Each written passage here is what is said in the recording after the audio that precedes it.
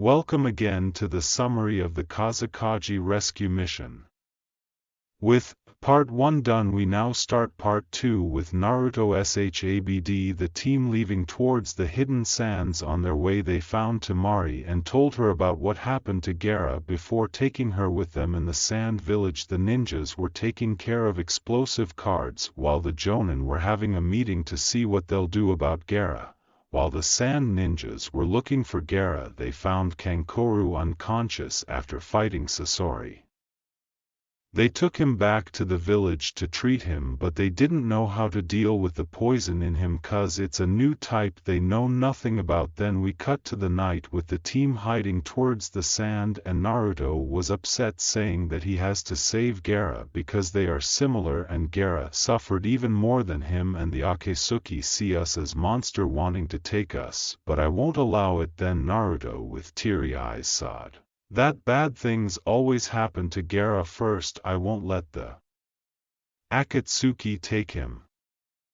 Temari, who was touched by Naruto's words, thanked him in her mind. We go back to Kankoro, who woke up but was still in agony cause of the poison, then told Baki everything he knows about Sasori. Then Baki left, saying he must consult the brothers. The next day he went to two of the village elders named Chio and Ebisu Amd. The two were siblings, so he spoke to Chio asking for her consult, to which she replied that they left the village long ago and have nothing to do with what they do, and that she only want to see her grandchild. So Baki told her that her grandchild is working for the Akatsuki, which caught her by surprise and asked if that's true. Baki said that it is, and that his poison spread inside of Kankoro's battle after they had a fight, and since you are an expert in poisons, I need you and your brother Ebisu to treat Kankoro. Chio agreed and went with her brother to treat Kankoro, but she failed after trying all night to find an antidote. Chio said that the only one who can help them is Tsunade, who is even more expert in poisons than her. She studied all the poison kinds in the Second Ninja War and made antidotes for them. Baki said that Swanda is the Hokage of Konoha and we can't get her. We then cut to Deidara and Sasori, who reached one of the organization's hideouts, then meet a member of the organization who summoned the Gidu statue with all the members present to extract Shikaku from Gaara, and the member who took the Gidu out told the members that extracting the Shikaku would take them 3 days and Gaara is going to die afterwards, before ordering Zetsu to guard the place so no one bother them. Then the members used the Phantom Dragon 9 consuming seals and started extracting Shikaku. Tsunade orders Team Guy Lee, Niji and Tenten to help Kakashi team on their mission. On the next day's early morning, Team Kakashi and Temari reached the sands and went to Kankuro, but Chio, when she saw Kakashi, said, "The White Fang," and attacked him. Naruto stooped her before she said to Kakashi, "I'll never forget what you did to my son."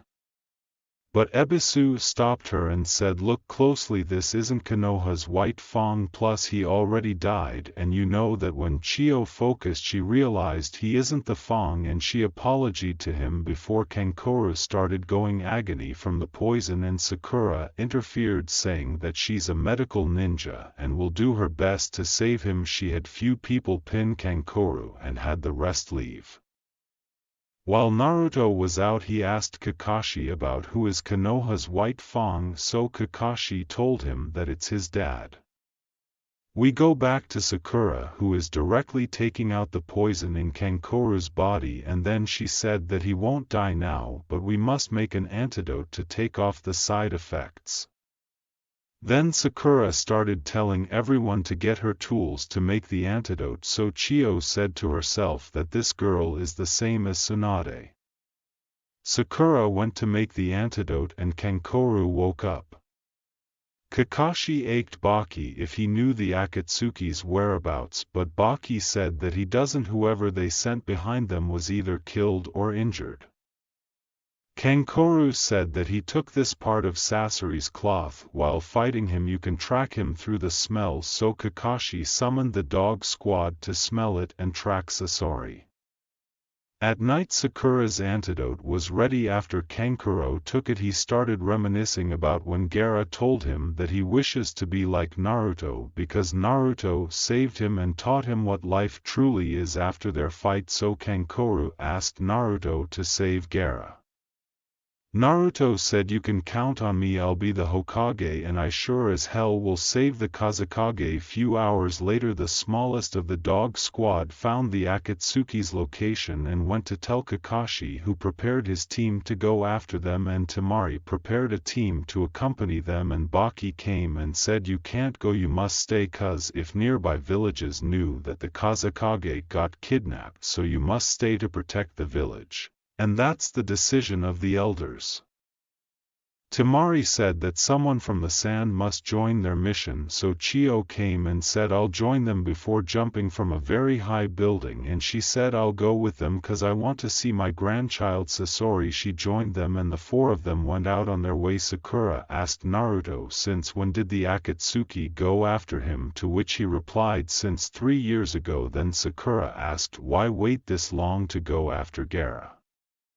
Chio answered her that extracting the Beiju takes a lot of time. Sakura asked her what is a Beiju, so Chio said that it is violent monsters with tails like the Shikaku in Gaara, and they are 9 Beijus in total, and each has unique powers and treats and has a different number of tails. The first is the Shikaku with 1 tail, and their last is the Kyubi who has 9 tails, and the more tails the stronger the Beiju. And these monsters have an enormous amount of chakra beyond what humans have. That's why it's difficult to control them, and if the Akatsuki got them it'd be extremely dangerous. At the same time Team Guy were on their way to the sand, but Baku stopped them and told them where to find the Akatsuki, and they followed him. But a copy of Zetsu, who was watching the perimeter while they were extracting the Shikaku, saw them and told the members.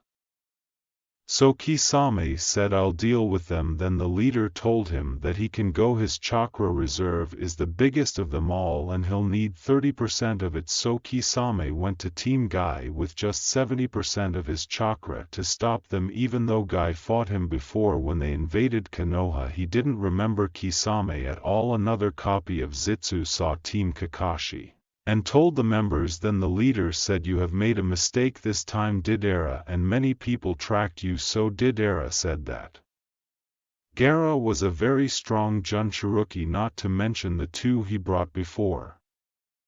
So Itachi volunteered to stop them. We then cut to him standing in front of Team 7, where Kakashi tell them that just looking at his eyes means defeat, look at his body.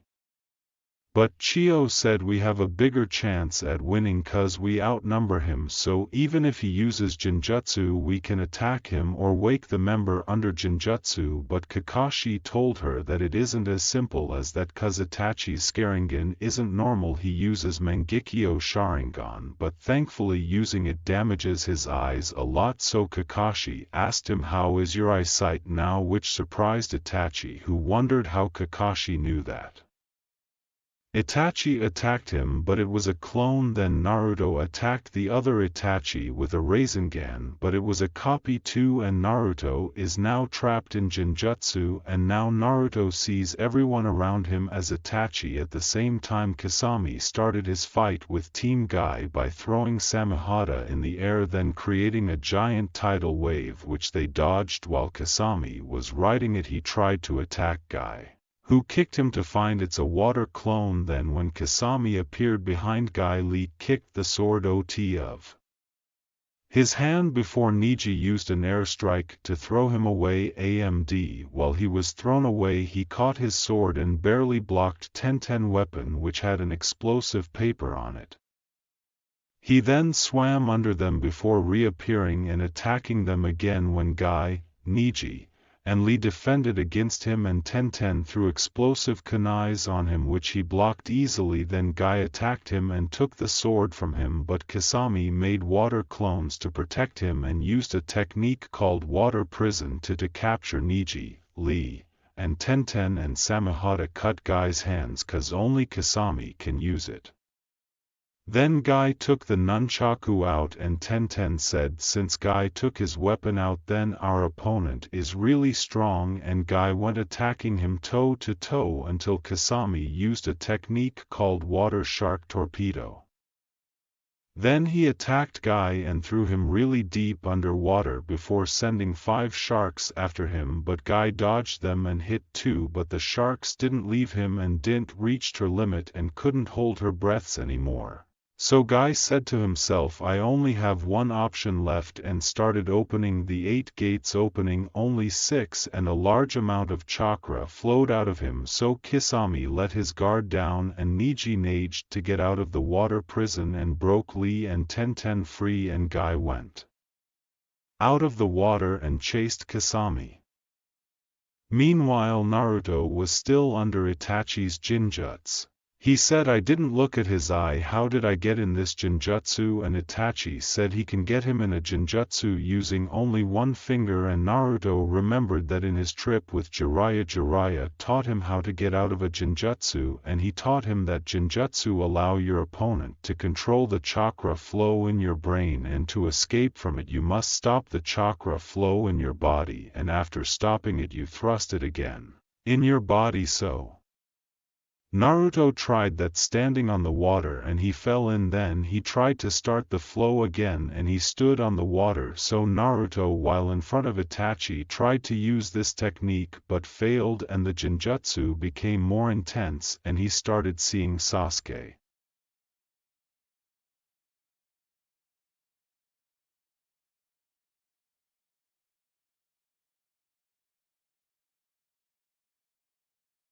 Kakashi, Sakura, and Gaara get out of his body, tormenting him. Then he remembered when Jiraiya said to him that if this technique failed then one of your comrades must push their chakra in you. And Sakura and Chio did exactly that, saving Naruto, and saw Kakashi fighting Itachi before Itachi used a fireball on them which they dodged. Now Kakashi prepared a Chidori to attack Itachi, who dodged it straight into Naruto's Rasengan. And it was actually a clone of Itachi, and Naruto said that fighting a Sharingan user is really difficult cause he can see my move before I reach him. Kakashi used a mist technique to make it harder to use Jinjutsu, and he approached Itachi, who used a fireball to blow him and the mist away, but Kakashi surorised him by appearing from underground to attack him, but Itachi caught him and used a Jinjutsu on him only to find out that it's a shadow clone, and Kakashi came with his real body from underground. And Naruto, whole looking at them, remembered when Jiraiya told him that he should improve his Rasengan, and that'll happen by increasing the chakra, making the Rasengan bigger, and then we'll call it Otama Rasengan. Then we go back to Naruto, who prepared an Otama Rasengan and attacked Itachi with it, and Itachi smiled, and when they looked at him they found that it's Yora's corpse and Itachi isn't there. In Team Guy's fight we see Guy, who opened the gates, kick Kasami and then follow it with flurry of fast hits until Kasami fell down and his water dried up, but when they looked it wasn't Kasami but a ninja they didn't know, and then we found out that it's a technique called body transfer that was done by the leader to buy them time, but the body transfer doesn't allow the ninja to fight with their full power, which means that Itachi and Kasami weren't fighting at their best, and Chio said that they were only buying time to extract the Shikaku from Gaara, and I think they want to make a new Jinchuriki. So Sakura asked what's a Jinchuriki. So Chio told her that it's the person that has a Beiju sealed in them just like Gaara, and the hidden sand had 2 Jinchurikis before Gaara, and they both had the Beiju extracted and died cause of it. So Sakura cried, afraid that Naruto might die, and Chio sent a message to the sands that Yora was aspie to the Akatsuki. So the elders had another meeting and one of them proposed to elect a new Kazekage, since even if Gaara came back he'd have the Shikaku and we might not be able to control him. Gaara is A failed product and his father the fourth Kazekage ordered to kill before, and this isn't the first time our Kazekage gets kidnapped cause the third disappeared in mysterious circumstances and we didn't find him or his corpse till now. The village is more important than Gaara. At that time Team Kakashi and Team Guy were heading to the Akatsuki before they both decided to rest their teams at sunset before fighting the Akatsuki, and the Akatsuki were still extracting Shikaku, and the leader ordered Zetsu to get rid of the corpses of the two that Kasami and Itachi used. Now with part 2 of this arc over, I'd like to wish you a happy day and tell you a secret. If you leave a like here you'll blessed with good luck for one day.